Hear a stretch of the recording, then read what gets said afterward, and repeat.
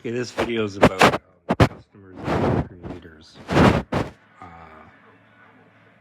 Basically, what I've been doing with the AI is the AI is helping you come up with your own exact pictures. So there's a language that will come up with that you can use to speak to the AI, so you can get it to do exact things to a picture and orientate it exactly, connect things exactly, work with primitives exactly, um, have molding commands exactly, have adjustments exactly, and what this does is it puts it puts the power of professionals in the hands of a customer. So if this puts the power of professionals, of all the professional tools that you have, if you have an AI version of these tools,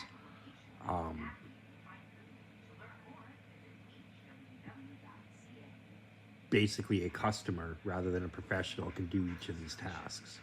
Basically, a user rather than a professional can do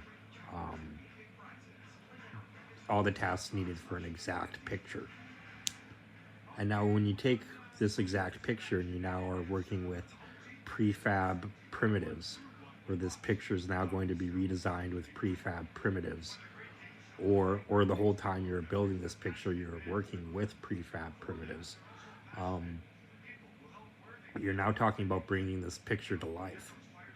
So basically the customers are coming up with their own video game moves, their own video game characters, their own video game vehicles and cars and buildings and architectures. Like, say you have a standard architecture, then you deviate from the standard architecture, or you have an adjusted architecture and you try to get machine learn this adjusted architecture to create other buildings and stuff to fill out the full architecture.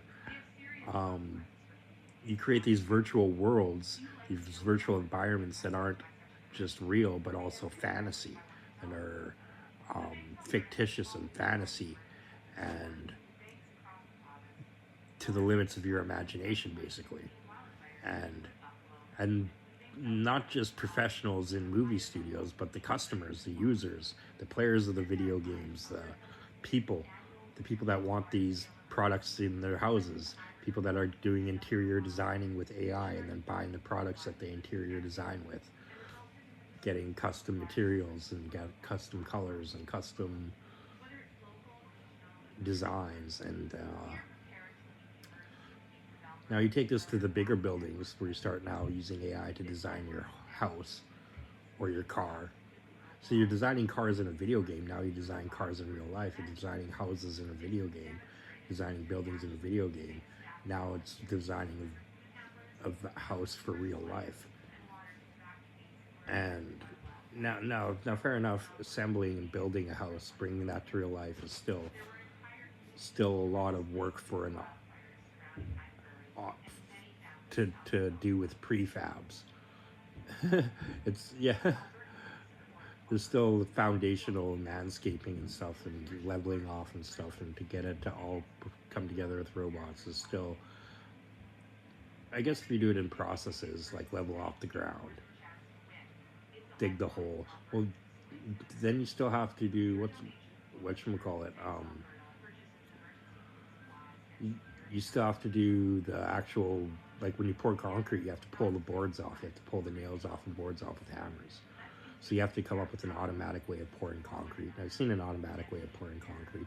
That's what I mean. You have to like still design the way to bring something as big as a house or a car, for example, to real life. But that's where this is going, where the customer, the user, could use AI, use an assistant, use a co-pilot to come up with all their own virtual pieces of the world, virtual items and products and designs and t-shirts and themes, and then go all the way with it and build the world. Like designers, the world becomes designers and creators of their own little worlds, right? And then the whole world is built with designers and creators in mind. So it's like a really It's like a creator's culture that could stir out of this revolution, this AI revolution. Well, this revolution in creativity altogether. That AI brings potential to the users and customers for digital creativity, and to bring digital creativity to life. There's like a whole bunch of simple forms, like say that you built a toy house instead of a real house, and bringing that toy house to real life is very feasible.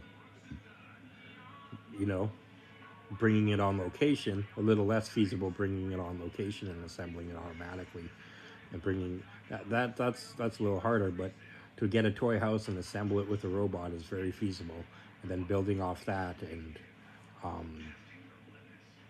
just like building a simple product, building simple products that you can design, simple products and simple customizations that facility can fabricate and design automatically is a great place to start, because then you can start adding things to the simple design, the simple start that you have, and become more detailed and more complex with a base of simplicity underneath it all, so it actually does work and actually is practical, feasible and practical and useful, and not just imaginary and ambitious. And but this is like a culture of creators coming, customers as creators, a culture of creators for the new age, the new ages that dawn upon us.